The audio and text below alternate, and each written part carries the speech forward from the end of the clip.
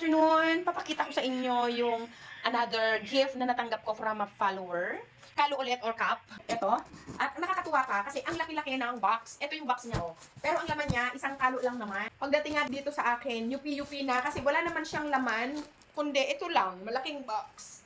Tapos ganito na, nung pagdating sa akin, sabi nung rider, ma'am, pasensya na kasi na daganan siya. Wala naman siyang laman. Kaya ang tendency, dahil walang laman, mayuyupi siya. Ito na, dahil dati na siyang nakaganyan, hindi ko na kailangang sirain yung box. Bukunutin na lang natin. Oh, at ito yan. Hindi ko pa siya nabuksan.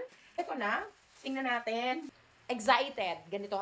Chadan! Yes! A gift from a follower again. A box of kalo. May kalo ulit ang inyong auntie. Ang ganda niya, oh, kulay blue. Gagamitin ko na siya today kasi pupunta ako sa Taguig. Gusto ko to kasi, alam niyo yon yung pangkaluwag ng dito sa ano, ay ganito. Hindi siya yung ginaganyan na parang dumidikit. Kasi yung dumidikit, mabilis masira sa akin yon. So, ito, mabilis kong maisusuot. I hope nakasya sa, ano ko. Ayan. Kasyang-kasya sa ating buhok or ulo. Ayan.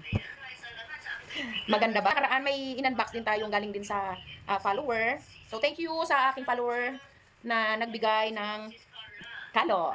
Yes! Ganda, no? Bagay. Ganda ka. Suotin ko to sa pag-akyat ko ng bundok.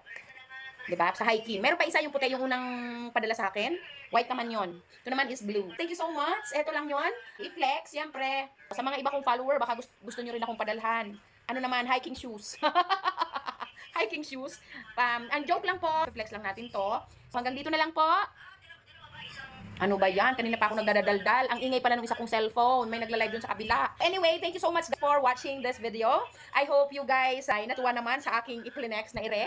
Thank you so much. And again, huwag nating kakalimutan na mahalin natin ang ating mga sarili. Self-love, self-care. Wala po tayong maibibigay na pagmamahal at pag-care sa ibang tao, lalong-lalo na sa mga mahal natin sa buhay kung wala tayo nito sa sarili natin. So, lagi nating unahin ang ating sarili. And because sabi ko nga, choose happiness lang palagi. So dahil dyan sa happiness na yan, dapat manatili tayong laging nakangiti. Yun lang ang laging bilin ng inyong auntie. Bye-bye guys! Bye-bye! And I'll see you in the next video. Please follow, share the video, like, and comment. Bye! Thank you! This is your Auntie G!